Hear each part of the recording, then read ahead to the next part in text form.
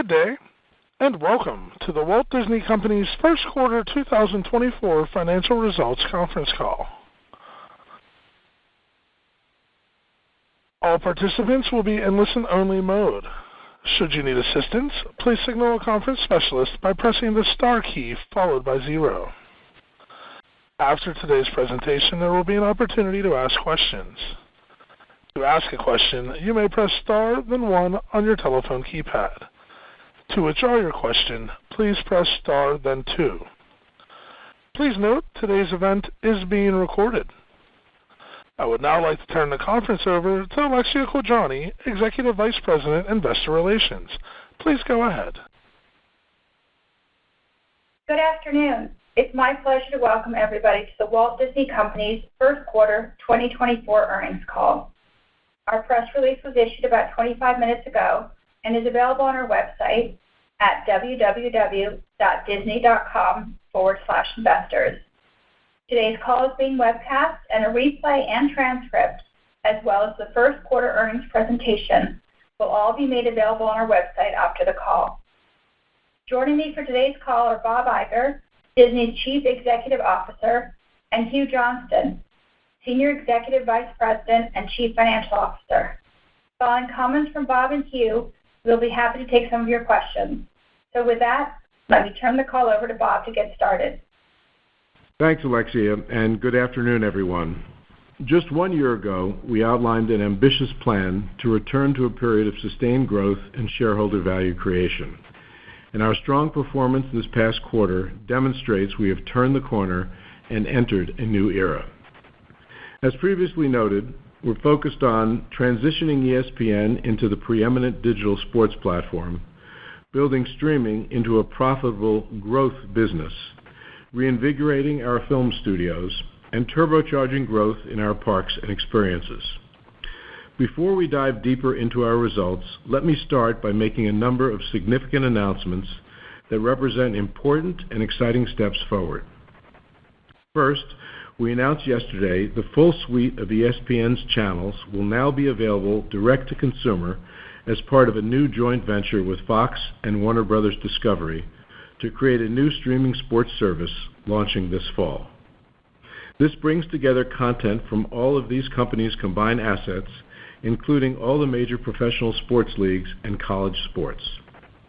And in the fall of 2025, we'll be offering ESPN as a standalone streaming option with innovative digital features, creating a one-stop sports destination unlike anything available in the marketplace today. ESPN is also adding a sports icon to its lineup, with Coach Nick Saban joining the network as an on-air commentator later this year. We're excited to share that in November, we will release a feature-length animated sequel to Moana, which joins a very robust lineup of upcoming theatrical releases. We're also thrilled to share that we're entering into an exciting relationship with Epic Games, acquiring a small equity stake and launching a groundbreaking new games and entertainment universe that brings together Disney's beloved brands and franchises with a hugely popular Fortnite. And I'm pleased to share that Disney's board has declared an additional dividend, and we will be embarking on a $3 billion stock buyback program in fiscal 24. Oh, and one more thing. Next month, Disney Plus will become the exclusive streaming home of Taylor Swift's historic concert film, Taylor Swift: The Eras Tour, Taylor's Version. I'll be sharing more with you about these announcements momentarily, but what's clear is that the important transformation we undertook last year is bearing fruit. And looking at our results this quarter, we can say with confidence our strategy is working. In Q1, segment operating income increased by 27%, and adjusted earnings per share rose 23% compared to prior year. We've improved our entertainment streaming operating income by a remarkable 86% year-over-year and remain poised to reach profitability in our combined streaming business by the end of fiscal 24, and build on our momentum to deliver significant, sustained profit margins in the future. Disney's Experiences business generated all-time records in revenue, operating income, and operating margin. And we are on track to meet or exceed $7.5 billion in cost savings as we continue to look for further efficiency opportunities across the company. Diving deeper into our announcements, let's first talk about ESPN, which continues to deliver meaningfully for the company and will be a key value driver in the future. ESPN's domestic sports business continues to grow, and even amid a challenging linear landscape, ESPN increased its overall audience in calendar year 2023, and it continues to break records in ratings. Ultimately, our mission is to make ESPN into the preeminent digital sports brand, reaching as many sports fans as possible and giving them even more ways to access the programming they love in whatever way best suits their needs. One way will be through the new streaming sports service coming this fall that we announced yesterday in conjunction with Fox and Warner Bros. Discovery. This service will bring together our collective portfolios of sports channels and direct-to-consumer services on a non-exclusive basis, providing consumers with more of the sports they want in a single place. It's important for us to serve the needs of consumers looking for a seamless way to access an aggregated collection of sports-centric content, including capturing fans moving away from the full cable and satellite bundle. And it's an attractive business proposition for ESPN, allowing us to command per-unit economics in line with established market rates for our sports content, just like we do with any streaming or linear service where we offer our programming. Another exciting option available to sports fans will come in the fall of 2025, when we make the full suite of ESPN's channels available as a standalone and highly interactive digital destination. Not only will consumers be able to stream their favorite live games and studio programming, they'll also have access to engaging digital integrations like ESPN Bet and Fantasy Sports, e-commerce features, and a deep array of sports stats, all of which we know will be incredibly compelling to younger sports fans in particular. It will also have very robust personalization features. ESPN has long prioritized its desire and ability to serve sports fans wherever they are, and these steps will strengthen ESPN's ability to deliver on that promise. And as you know, we've also engaged in productive conversations with potential content and marketing partners for ESPN. We've made progress towards securing deals, and we expect to have more to share with you in the near future. We're excited to offer a more unified streaming experience, which we expect will deliver strong benefits in terms of higher engagement, lower churn, and greater advertising potential. When we launch our standalone ESPN service, we'll also make it available on Disney Plus for bundle subscribers, just as we've done for Hulu. We've already seen an incredible response to the beta launch of Hulu on Disney Plus, which has far exceeded every metric, and we are looking forward to the full launch next month. This is all part of the ambitious streaming strategy we've been building, from our acquisition of 21st Century Fox that expanded our vast content library and strong pool of creative talent, to the launch of Disney Plus as the home to a century of content, to securing full control of Hulu and expanding our streaming offerings to reach greater audiences, to our significant investments in technology, and now taking significant steps toward ESPN's streaming future. Disney also has a great advertising story to tell, with unparalleled scale and very strong advertising technology, and our ad-supported Disney Plus offering is off to a great start. We successfully expanded outside the U.S. with launches in EMEA and Canada, and grew to over 1,000 global advertisers in the first quarter. That's a tenfold increase from launch. More than anything, the success of our streaming services is a testament to the amazing content we create. With 6 of the top 10 most streamed movies across all streaming platforms in the U.S. in 2023, our best-in-class storytelling continues to entertain millions of people. We received 27 Golden Globe nominations and won top prizes for FX's The Bear and Searchlight's Poor Things. At this year's Primetime Emmy Awards, we took home 37 wins, more than any other entertainment company, and we lead the industry with 20 nominations heading into the Oscars, which will air on March 10th on ABC. We're also proud of our recent Disney-branded programming successes. Percy Jackson and the Olympians, which premiered on both Disney Plus and Hulu in December, has become a bona fide hit. Books from the series returned to the #1 slot on the New York Times bestseller list following the debut of the Disney Plus series, and I'm thrilled to share that we just picked up a second season. And the hit children's animated series Bluey, which is exclusive to the Disney Channel and Disney Plus in the United States, was recently the #1 most streamed show across any streaming platform. Looking ahead, we have an exciting slate of originals coming to Disney Plus, including Agatha from Marvel Studios, Skeleton Crew and the Acolyte from Lucasfilm, Win or Lose from Pixar, and much more. Additionally, later this month, Hulu will launch FX's highly anticipated saga Shogun in the U.S., and in March, all seasons of Grey's Anatomy, our #1 streamed title globally, will join our extensive library of titles on Hulu. When the show returns next month for its 20th season, Hulu will be the only place to see the current and all previous seasons of this truly iconic series. And speaking of icons, over the past year, we've all witnessed the creative genius and sheer power of a true cultural phenomenon, Taylor Swift. When her blockbuster concert film debuts on Disney Plus on March 15th, it will feature the concert in its entirety, including the song Cardigan and 4 additional acoustic songs, which were not in the theatrical or digital purchase release of the film. We know audiences are going to absolutely love the chance to relive the electrifying Taylor Swift Eras Tour, Taylor's version, whenever they want on Disney Plus. Turning to our film studios, we have an incredibly robust slate of new releases as we continue revitalizing our creativity. Just consider the lineup of titles we will release through the end of 2026.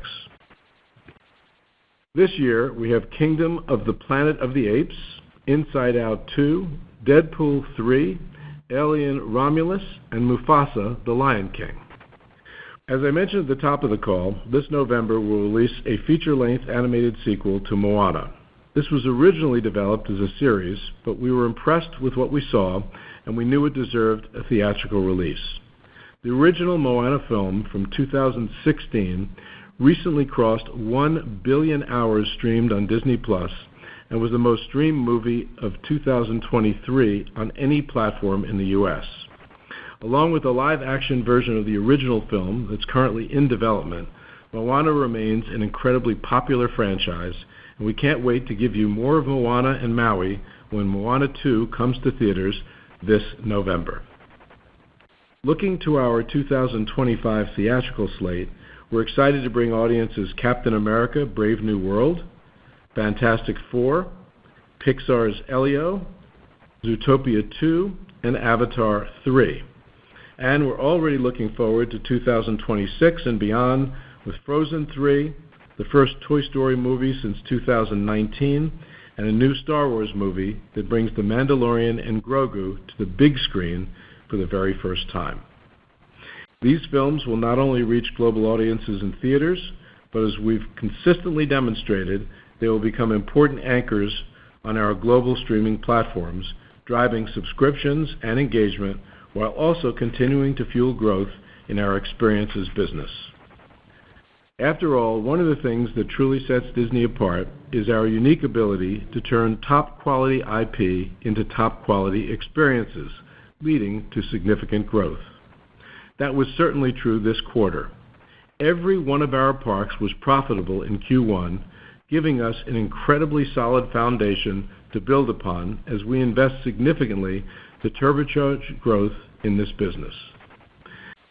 We've had a tremendous response from guests visiting our newly opened World of Frozen at Hong Kong Disneyland, as well as our first ever Zootopia Land at Shanghai Disney Resort. And as I've said before, we also have so many untapped stories just waiting to be brought to life in our parks across the globe as we continue to invest in this extraordinary business. But it's not just our parks where we're creating new opportunities for consumers to engage with the characters and franchises they love. Our new relationship with Epic Games will create a transformational games and entertainment universe that integrates Disney's world-class storytelling into Epic's cultural phenomenon Fortnite, enabling consumers to play, watch, create, and shop for both digital and physical goods. This marks Disney's biggest entry ever into the world of video games and offers significant opportunities for growth and expansion. The new immersive universe will allow fans to unleash their own creativity and experience the Disney stories and worlds that they love in groundbreaking new ways. Younger audiences in particular are huge consumers of video games. In fact, among millennials, Gen Z, and Gen Alpha, a significant amount of time spent on screen-based platforms is playing video games. This new universe from Disney and Epic provides us with a tremendous opportunity to not only meet more consumers where they are, but to allow more audiences to cultivate a bond with Disney's iconic brands and franchises, including Marvel, Star Wars, and much more. Looking at the renewed strength of our businesses this quarter, from sports to entertainment to experiences, the stage is now set for significant growth and success. In that regard, we see ample opportunity to increase shareholder returns as our earnings and free cash flow continue to grow. Our current position of strength and confidence in our path ahead already led us to pay a dividend to our shareholders last month. And I'm pleased to share that the board declared that our next semi-annual dividend, to be paid in July, will be 50% higher versus the last dividend paid in January. The board has also authorized the company to begin repurchasing shares for the first time since fiscal 2018, and we plan to start by targeting $3 billion this fiscal year. As we continue to invest in our growth businesses and maintain our strong balance sheet, we also expect to prioritize dividend payments and share repurchases in the coming years. I'm proud of our company's remarkable achievements, and I'm grateful to a deep bench of seasoned executives who are helping guide Disney into the future. And that includes Hugh Johnston, our new CFO, who has already proven to be an outstanding addition to the team. We feel very fortunate to have Hugh with us, and now to take you through more of our results this quarter, I'll turn things over to Hugh. Thanks, Bob. I joined Disney a little over 2 months ago, and the more I learn about this incredible company, the more excited I am about the opportunities ahead of us. I'm looking forward to continuing to partner with Bob and our management team as we execute on our strategy with a goal of delivering significant, consistent, long-term earnings and free cash flow growth. We are very pleased with this quarter's financial results. Fiscal first quarter diluted earnings per share, excluding certain items, increased by 23% versus the prior year to $1.22, and segment operating margin increased by 350 basis points, reflecting both strong pricing and operating expense reductions. Both revenue and operating income at direct-to-consumer, domestic ESPN, and experiences all increased versus the prior year, and operating income across each of our business segments grew nicely, in part due to the diligent and ongoing cost efficiency work we're driving throughout our businesses, as evidenced by the realization of over $500 million in SG&A and other operating expense savings across the enterprise in the first quarter. Moving to our results by segment. At Entertainment, first quarter operating income more than doubled, driven by significant improvement at direct-to-consumer. Entertainment direct-to-consumer operating income improved by about $850 million versus the prior year, and by nearly $300 million versus Q4. And revenue increased sequentially by over 10%, benefiting from higher subscription and advertising revenue. Operating income in the first quarter was better than the guidance the company gave in the last earnings call, primarily due to expense favorability.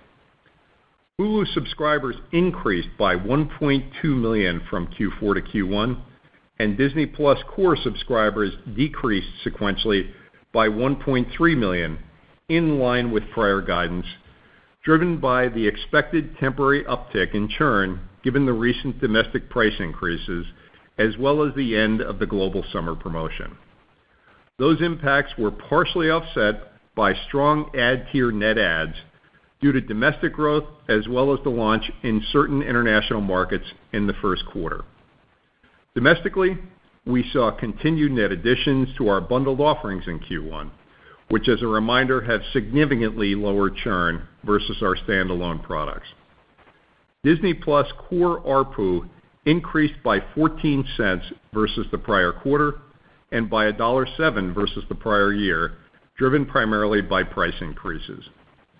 We expect Disney Plus core ARPU to increase in the second quarter due to the continued benefit of price increases, which should only be partially offset by the impact of adding Charter's Spectrum TV Select subs to the Disney Plus ad tier.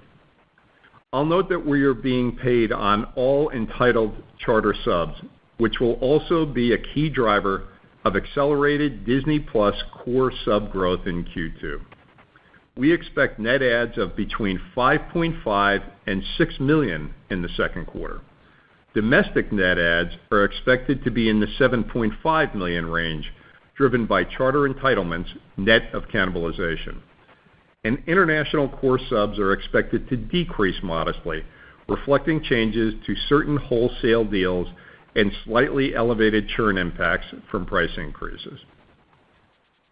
While subscriber growth will vary from quarter to quarter, we are confident in our prospects for ongoing sub growth over the longer term, driven by the continued global strength of our content slate, advancing our paid sharing efforts, technology advances that are intended to improve our content promotion and discovery capabilities, drive up engagement, and lower churn, the impact of making Hulu content available on Disney Plus for bundle subs, and continued adoption of the bundle domestically, which should both increase engagement and lower churn, a strategy we will repeat in Latin America this summer when we combine Disney Plus and Star Plus, and our continued use of tiering to provide subscribers with more choices. As it relates to the opportunity we see on paid sharing, beginning this summer, Disney Plus accounts suspected of improper sharing will be presented with new capabilities to allow their borrowers to start their own subscriptions. Later this calendar year, account holders who want to allow access to individuals from outside their household will be able to add them to their accounts for an additional fee. While we are still in the early days and don't expect notable benefits from these paid sharing initiatives until the back half of calendar 2024, we want to reach as large an audience as possible with our outstanding content, and we're looking forward to rolling out this new functionality to improve the overall customer experience and grow our subscriber base. For Q2, we are expecting revenue at Entertainment DTC to grow sequentially and anticipate that operating losses will be relatively in line with the first quarter. We still expect to reach profitability at our combined streaming businesses in Q4 of fiscal 2024 and have never been more confident about our path to creating a strong and sustainable streaming business with growing subscribers over the long term and ultimately double-digit operating margins, a business which we fully expect to be a key earnings growth driver for the company. Moving on to Entertainment Linear Networks, the decrease in the first quarter operating income versus the prior year was due to lower advertising and affiliate revenues, partially offset by lower programming and production costs. Lower domestic advertising revenue was driven primarily by lower impressions, including from strike-related impacts, in addition to an adverse comparison to the prior year midterm-related political advertising at our own stations. Domestic entertainment affiliate revenue decreased by 5% in the first quarter versus the prior year, as a 5-point benefit from higher rates was more than offset by a 10-point decline from fewer subscribers. Adjusted for the non-carriage of certain networks at Charter as a result of our recent deal, the sub-decline impact was closer to 7%. Lower programming and production costs benefited from strike-related impacts, and we also remain focused on driving ongoing cost efficiencies. At content sales, licensing, and other, results came in lower versus the prior year and below the guidance we provided due to the performance of theatrical titles in the quarter. We do not have any new key theatrical releases in Q2 due to production delays stemming from the strikes, and expect content sales, licensing, and other operating income to come in roughly break even for the quarter. Sports operating income improved versus the prior year due to strength at ESPN, partially offset by lower results at Star India, driven by higher rights costs from airing of the ICC Cricket World Cup. At domestic ESPN, year-over-year growth was driven largely by a decrease in programming and production costs from the timing of college football playoff games. Domestic affiliate revenue in Q1 was comparable to the prior year, as an increase of 6% from higher contractual rates was offset by a commensurate decrease from fewer subscribers. ESPN domestic ad sales in the quarter were down 2% versus the prior year, but up mid-single digits when adjusted for various timing shifts and one-time impacts. The strength we are seeing gives us confidence that leaning into sports will continue to create value for our shareholders. Second quarter to date, we are seeing continued healthy advertising demand in the sports marketplace, with domestic ESPN cash ad sales pacing up double-digit percentage points versus the prior year. The trend is still solid even when adjusted for the CFP timing shift of an additional game as well as an extra NFL divisional game in Q2 this year. Our experiences business posted strong Q1 results, with year-over-year operating income growth of 10% at Parks and Experiences and 4% at Consumer Products. Record-setting results this quarter were primarily driven by our performance at Shanghai and Hong Kong theme parks, continued strength at Disney Cruise Line, and the success of Marvel's Spider-Man 2 at our games business. And segment margins expanded by over 50 basis points versus the prior year, an achievement delivered despite tough comparisons at Walt Disney World coming off its highly successful 50th anniversary celebration in the prior year and significant cost pressures driven by wage increases. We remain optimistic about the segment's continued top-line and profit growth, notwithstanding the tough comps domestically in Q2, and we still expect robust OI growth at Experiences for the full year. We plan to invest approximately $60 billion into the business over the next 10 years, of which approximately 70% is earmarked for incremental capacity expanding investments around the globe, which we expect to generate attractive returns. On a total company basis, as Bob mentioned earlier, we are still on pace to meet or exceed our $7.5 billion annualized cost target by the end of fiscal 2024. I'm pleased with how this is tracking so far. Total expenses in Q1 were down 4% versus the prior year, and the efficiencies we've been realizing are a key contributor to that progress. And we are also still on track to generate about $8 billion in free cash flow this fiscal year. Putting all this together, we are confident in the progress we are making and the path it puts us on to become a strong cash generator and earnings compounder starting in fiscal 2024.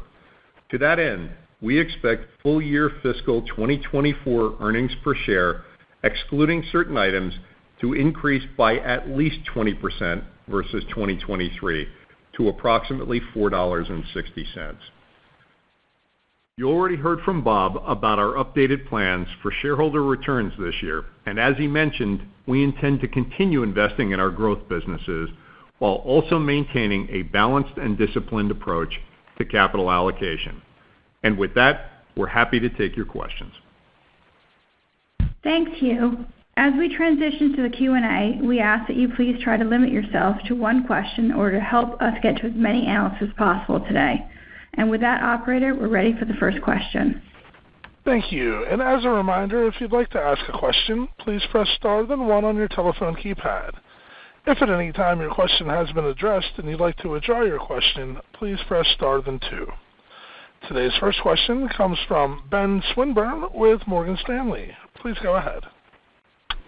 Thank you. Good afternoon. you guys had a lot of news for us to chew on tonight. I wanted to maybe start, Bob, asking you about sports, since you led with that.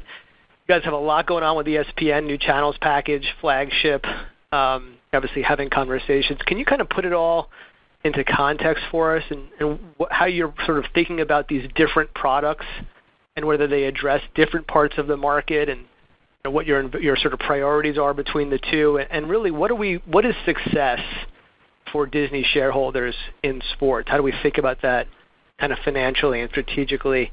And I was just wondering if Hugh had an update for us on expense growth this year. I think you guys guided to slight growth overall in 24 last quarter.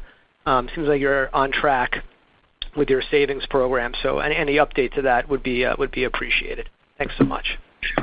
Thanks, Ben. Permit me to throw a couple of cliches your way, but as you know, ESPN has always aimed to serve the sports fan effectively, no matter where the sports fan is. And so all of the steps that we've been taking and that we announced today and that we will continue to take are aimed at doing just that. And when you think about today's environment, where you've obviously got some challenges in linear TV, a lot more competition, both for people's time and just specifically in sports, and you think about the fact that ESPN finished 23 in really good shape, ratings continue to rise, sports is still an advertiser's delight.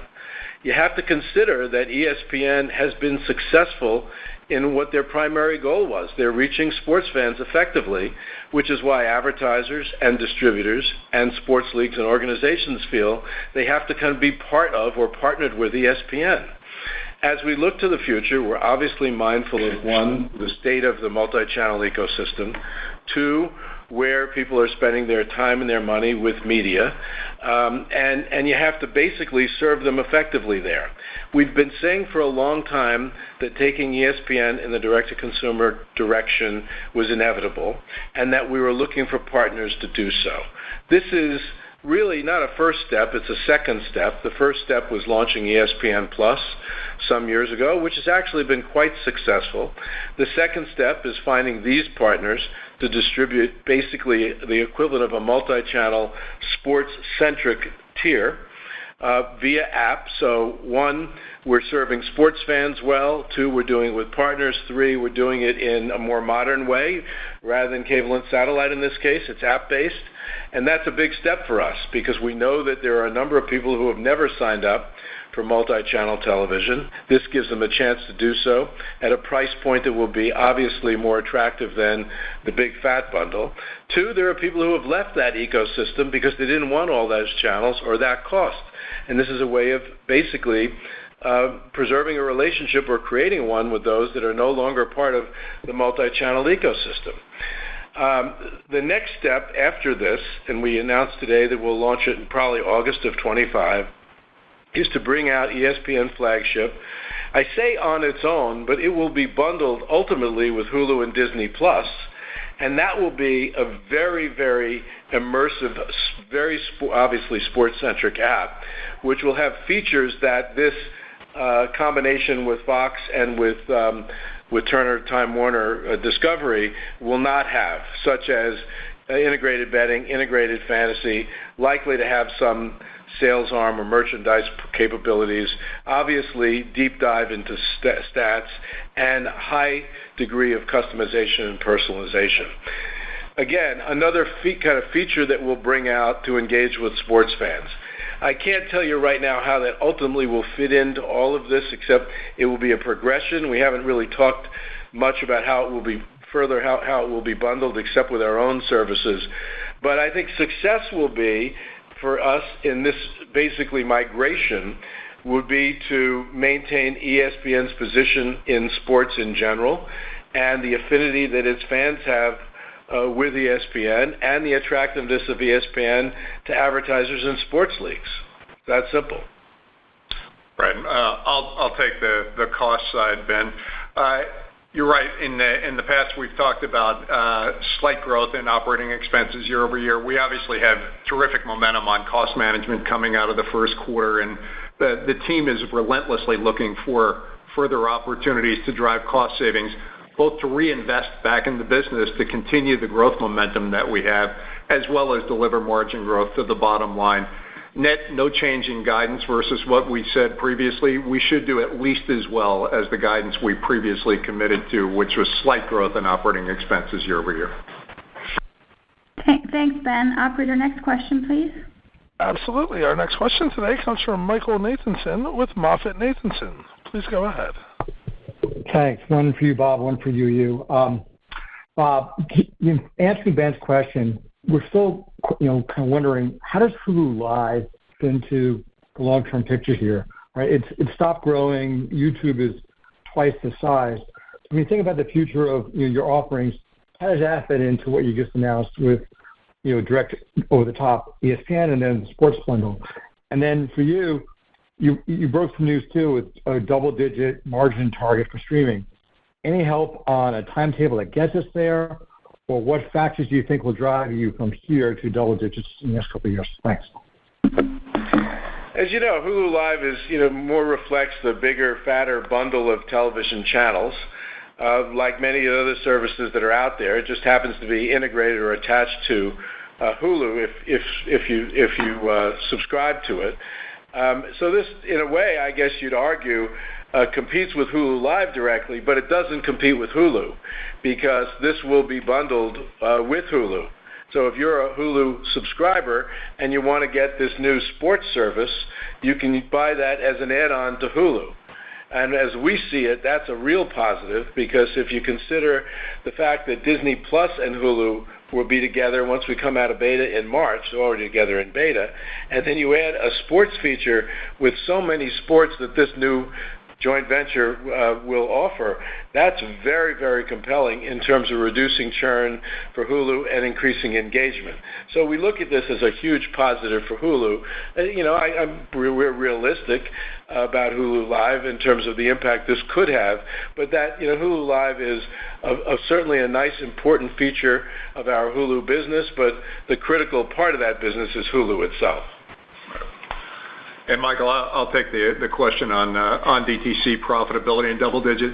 Yeah, I know it's for the first time we put out that our objective is to get to double digit margins.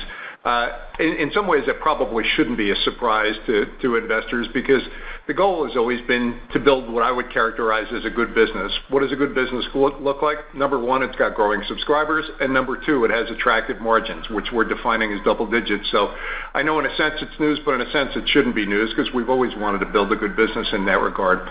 In terms of how we get there, it's really in many ways the way that we've gotten from where we were to the point we're at right now. Number one, we're going to grow subscribers. Number two, you'll see some level of pricing, and both of those things will probably be similar to what you've seen over the last couple of years, maybe a slightly different balance, but roughly similar. And then we'll actually get some leverage out of marketing spend, content, and technology spend. All of those will grow a little bit less at a lesser rate than the rate the rate of revenue growth. In terms of the specifics on how do we get there with sub growth, I think it'll be a couple of things. Number one, paid sharing is an opportunity for us. It's one that our competitor has obviously taken advantage of and one that sits in front of us. And we've got some very specific actions that we're taking in the next couple of months, which I discussed earlier, which will benefit us to some degree in the back half of this year and very much next year. Number two, we'll see lower churn with the bundles that we're looking to put out. Number three, international remains a growth opportunity for us. So if you put all of those pieces together, it's kind of doing a lot of what we've been doing with maybe some slightly different tactics to get to a level that, again, we would characterize as a good business. Not going to put a specific time frame on that right now. Some of that is going to be driven by the marketplace. Just know that we feel a sense of urgency in getting there, and that's probably the way we're going to operate the business. We'll feel urgency, but only to get to a good, sustainable business. Thank you. Operator, next question, please. Our next question today comes from Jessica Reif Ehrlich with Bank of America Securities. Thank you. You guys covered so much ground tonight. So I have one question and two follow-ups. You announced, for the first time I've heard you say this, that in parks, 70% of the $60 billion in CapEx that you outlined over the next 10 years, that 70% of that will go to incremental capacity, so like over $40 billion. in new parks and attractions. Can you give us some color on timing and location? There's been speculation that you may open a fifth gate in Florida. And then just a follow-up to a couple of things you said. One, unpaid sharing crackdown, which came up twice. Have you sized the number of borrowers? And on the sports JV, how do you plan to attract non-pay TV subs to what sounds like it might be an expensive sports service without a significant decrease in traditional pay TV subs who would actually save money? Like, how do you not cannibalize? Okay. You asked a lot of questions on a lot of different subjects. I'll take the first one on parks, timing, and location. We're already hard at work at basically determining where we're going to place our new investments and what they will be. You can pretty much conclude that they'll be all over, meaning every single one of our locations will be the beneficiary of increased investment and thus increased capacity, including on the high seas where we're currently building 3 more ships. And in a business that is obviously extremely positive to us, we may look expansively, at least in the next decade, in that direction. I'm not going to really give you much more of a sense of timing, except that we're hard at work at getting these things basically conceived and built, and we've got a menu of things that will basically start opening in 25, and there'll be a cadence every year of additional investment and increased capacity. I'll let you take care of the paid sharing, Hugh. Yeah. On the sports service and the pricing, I think the way you have to look at it is the sports service is going to be substantially less expensive to consumers than the big bundle that they'd have to buy to get those same channels on cable and satellite. And again, designed for 2 things. One, we believe there are a number of sports fans out there that want to watch sports on television but didn't want to sign up to the big cable and satellite bundle. And so we think they will be accretive to us. We also believe that either consumers have left the bundle because it wasn't serving them well, or they may leave the bundle, and we want to make sure that we grab them too. So we view this whole thing as, one, being a good proposition for sports fans because of the cost, and certainly being positive for us because of the dynamics in the marketplace right now. Right. Okay, and Jessica, I'll handle the paid sharing question. We have sized it. I don't want to put a specific number out there right now because these numbers are obviously rough estimates anyway. Suffice to say that the opportunity that we see on a percentage basis probably isn't all that dramatically different from what our competitor has found in terms of their subscriber base. In terms of getting at it, there's a couple of actions that we've taken in order to do that. Number one, we have made some changes to the user language that we have in the U.S., Canada, and certain markets, so that we'll actually have the opportunity to act on the paid sharing opportunity. Number two, the accounts that we think are doing unpaid sharing right now will get communication this summer, and we'll give them opportunities to allow their borrowers to start new subscriptions. And then later this year, we'll actually also have account holders who want to allow further individuals to access their account from outside the household. They'll be able to access the account, but they'll be able to do so for an additional fee. So we've got a number of tactical actions to take in order to take advantage of what we think is a pretty good-sized opportunity in front of us, and it's one of the things that gives us confidence in our subscriber growth numbers. Thank you. Operator, next question, please. Thank you. And our next question comes from Stephen Cahall with Wells Fargo. Please go ahead. Thank you. So, Bob, you mentioned a lot of content in your remarks. It seems like the operations are really starting to hum again, but I think the lifeblood of the company is always going to be the studio output. It drives so much culture. I think that's an area you've said that you've been spending a lot of time on. Do you feel like the content is also now turning the corner like you've seen in the operations? And if so, when do you think we might see some of the results of that renewed focus on the studio output? And then, Hugh, I think an inevitable question with the buyback announcement is what you expect you might end up ultimately paying for Hulu. Just wondering if you have any sense on the timing of that outcome or situation. And related to that, I think the exceed $7.5 billion in savings was a bit new. Curious just where you found those extra buckets of cost savings. Thank you. Stephen, I feel great about where we are with the studio. let's not lose sight of the fact that in the last year the studio had some real success. Not to suggest that we didn't have some films that were not successful that we were really disappointed in, but we also had some great success too. The Guardian sequel and Avatar at the end of calendar 22, but part of fiscal 23. One of the things that I've been saying before is that volume sometimes can be detrimental to quality, and in our zeal to greatly increase volume, partially tied to wanting to chase more global subs for our streaming platform, some of our studios lost a little focus. So the first step that we've taken is that we've reduced volume. We've reduced output, particularly at Marvel. When you fix or when you address these issues in movies, you do three things. You get aggressive at making sure the films you're making can be even better. Sometimes you kill projects you don't believe in, and of course you put new things in the pipeline that you do believe in, that you have much more confidence in, and we're doing all of that. I've also observed over the years that managing creativity sometimes is best done with great partnerships. And I have established great partnerships with the people at our company that really manage your creativity. Alan Bergman of the studio, Dana Walden on the television side, Jimmy Pitaro at ESPN. And the partnership that Alan and I have is a strong one, and we believe that the time that I'm now devoting to this and the attention that the two of us are giving this business not only will bear fruit, but it's already starting to. We're very bullish about the films coming out. We mentioned Inside Out 2, and we talked about Deadpool and the Planet of the Apes film. We feel good about that. Obviously, the end of the calendar year, we've got Mufasa, a prequel to Lion King. We are very excited about the addition of Moana, which is was the number one stream movie of across all streamers in the U.S. in 23, and is at over 1 billion hours of consumption on Disney+, and that's now going to be a release in November. And then I mentioned what we're doing after that. I'd say we're leaning a little bit more into sequels and franchises, some that we feel great about, like Toy Story, for instance. Obviously, Star Wars, Avatar, we've talked about. Marvel is starting to focus on some of its stronger franchises going forward, but I'll leave it at that. And I think given the environment and given what it takes to get people out of their homes to see a film, doing that, leaning on franchises that are familiar, is actually a smart thing. So we've got work to do still. We're not resting on our laurels or sitting on our hands. We're working hard at it, but I feel quite good about the trajectory.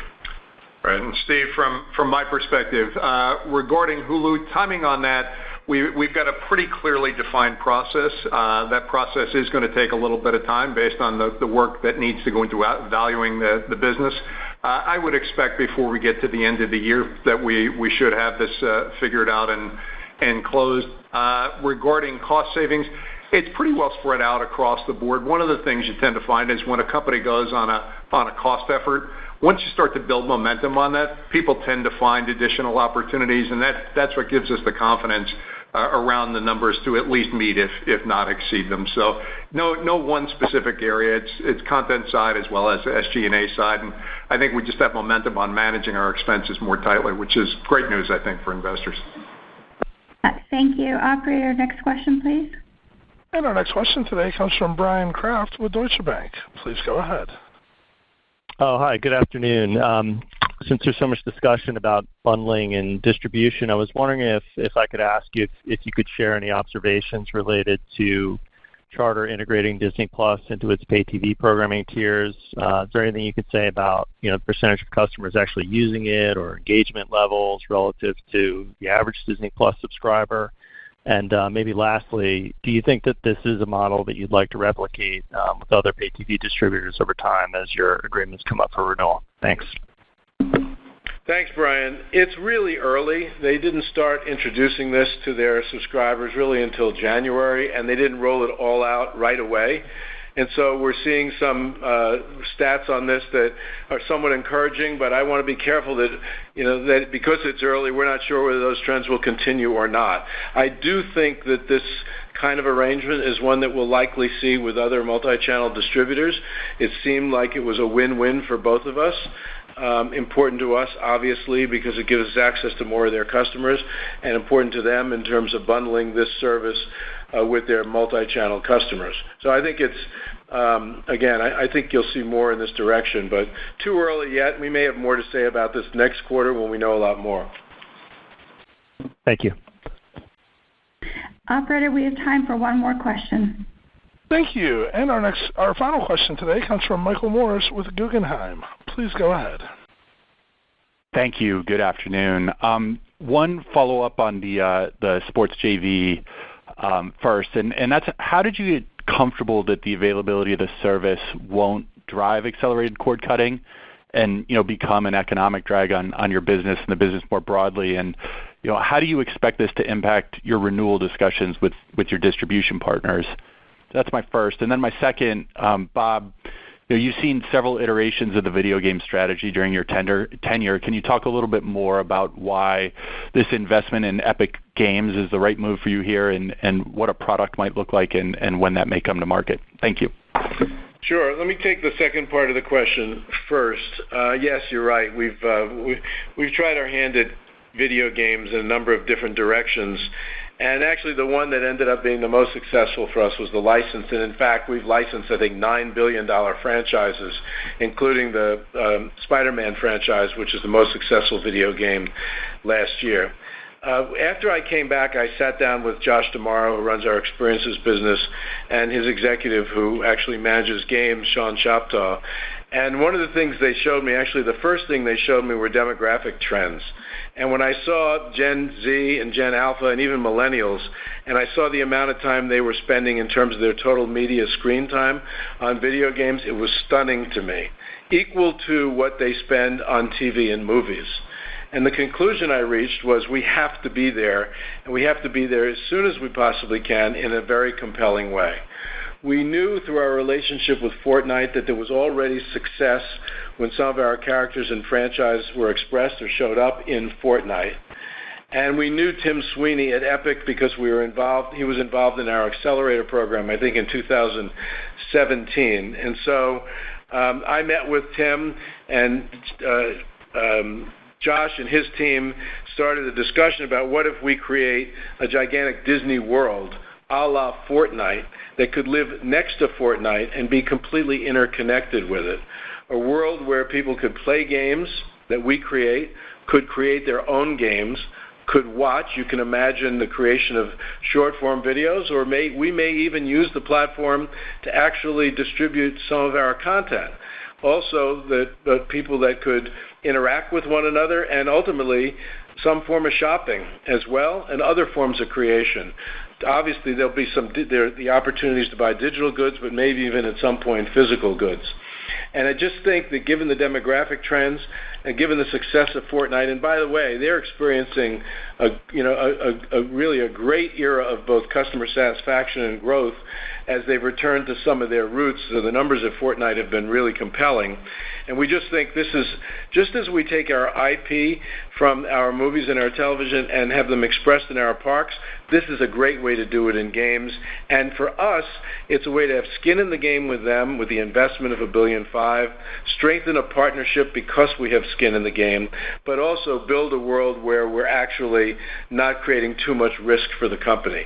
So as we see it, this is the best of all worlds in many respects from a business venture perspective, and certainly great for consumers who love to interact with our characters already in video game formats. So I'm actually really thrilled about it.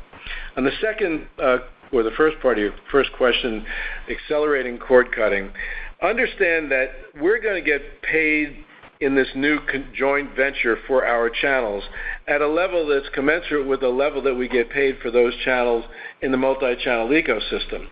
And so if a consumer moves out of that and then into this, then what we get paid for certainly the channels that are in it is equal to what we get paid there. We have some other channels that are not part of this new bundle, but frankly, if you look at our company and you look at what we've done with FX on Hulu, with the Disney Channel on Disney+, with National Geographic on Disney+, we're really very well positioned to withstand basically the continued challenges that the multi-channel ecosystem will have. And while there might be some de minimis economic impact on us with more cord cutting for those channels, we're backstopped in all of those channels with the content that exists or that we ultimately put on Hulu and Disney+. So it's, for us, it's very low risk, and actually, as I talked earlier, potentially quite accretive to us in terms of signing up sports fans that have never signed up for the bundle or that might no longer want it. Okay, thanks for the question, and I want to thank everyone for joining us today. Note that a reconciliation of non-GAAP measures that were referred to on this call to equivalent GAAP measures can be found on our Investor Relations website.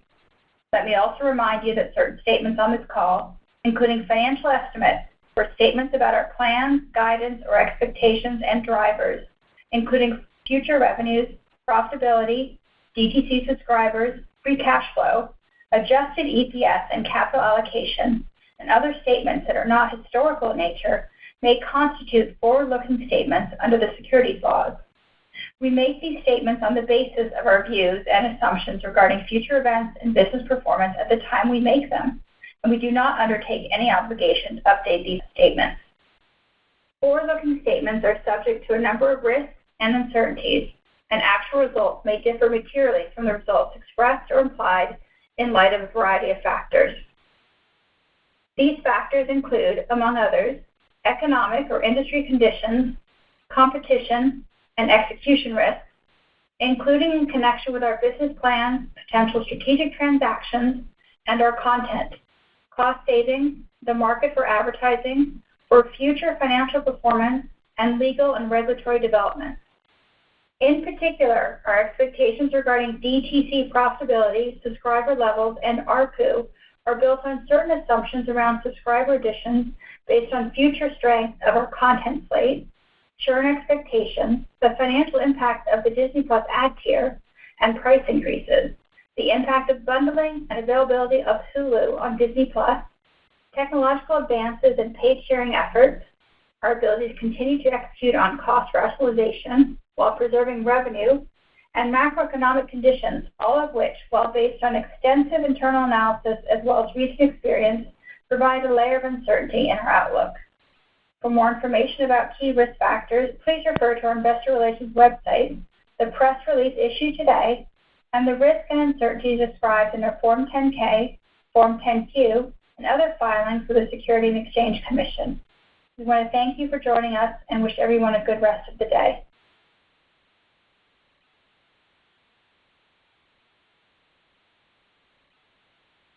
Thank you. This concludes today's conference call. You may now disconnect your lines and have a wonderful day.